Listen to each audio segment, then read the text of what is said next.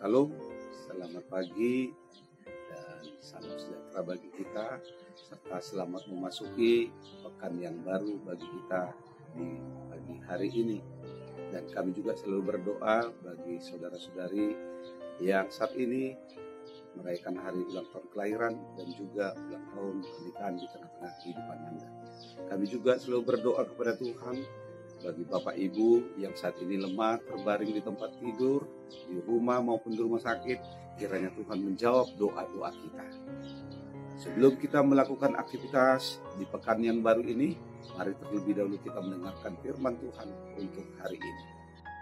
Firman Tuhan pada hari ini diambil dari kitab 2 Petrus 3 ayat 18. Tetapi bertumbuhlah dalam kasih karunia dan dalam pengenalan Aku Tuhan dan Juru Selamat kita, Yesus Kristus. Baginya kemuliaan, sekarang dan sampai selama-lamanya. Dalam bahasa Batak, alai lam gandaman dihamu asini rohadot panandon di Tuanta Yesus Kristus si paluai di banama hasangapon nang nungaeng nang rodi saling lengan. Saudara-saudari yang terkasih di dalam Tuhan kita Yesus Kristus, pertumbuhan perkembangan manusia mulai dari lahir pasti semakin hari semakin bertumbuh, berkembang, dan semakin dewasa.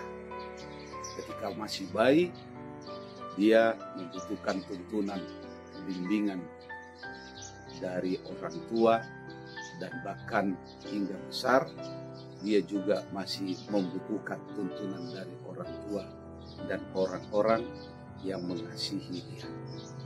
Namun yang diperlihatkan orang itu untuk memperlihatkan orang itu menjadi dewasa atau sebagai bukti dia sudah dewasa adalah ketika orang tersebut telah lepas dan bisa bertanggung jawab dan menjadi mandiri untuk memenuhi segala kebutuhan hidupnya.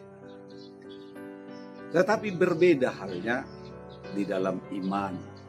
Orang percaya seharusnya juga seperti itu. Namun kenyataan dalam kehidupan ini, walaupun dia sudah semakin dewasa, tetapi tidak secara otomatis imannya menjadi dewasa. Itu sebabnya di tengah-tengah kehidupan kita, kita sering melihat orang yang sudah beranjak dewasa semakin matang, semakin tua, tetapi tidak di dalam imannya. Firman Tuhan di dalam 2 Petrus 3 ayat 18 hari ini mau mengatakan kepada kita, bertumbuhlah dalam kasih karunia dan dalam pengenalan akan Tuhan Juru Selamat kita, Yesus Kristus. Baginya lah kemuliaan sekarang sampai selama-lamanya. Banyak orang bertanya-tanya, apa tandanya sesungguhnya sebenarnya seseorang telah mengenal Tuhan? Kita bisa mengatakan bahwa bukanlah seseorang yang tidak berdosa. Karena Alkitab mengatakan semua orang sesungguhnya berdosa. Itu sebabnya dikatakan dalam 1 Yohanes 1 ayat 8. Jika kita berkata bahwa kita tidak berdosa, maka kita menipu diri kita. Dan kebenaran tidak ada dalam diri kita. Karena itu seseorang yang mengenal Tuhan adalah seseorang yang bertumbuh di dalam kasih karunia dan pengenalan akan Tuhan Yesus. Dan dia tahu, dia mengerti apa yang Tuhan inginkan melalui kehidupannya.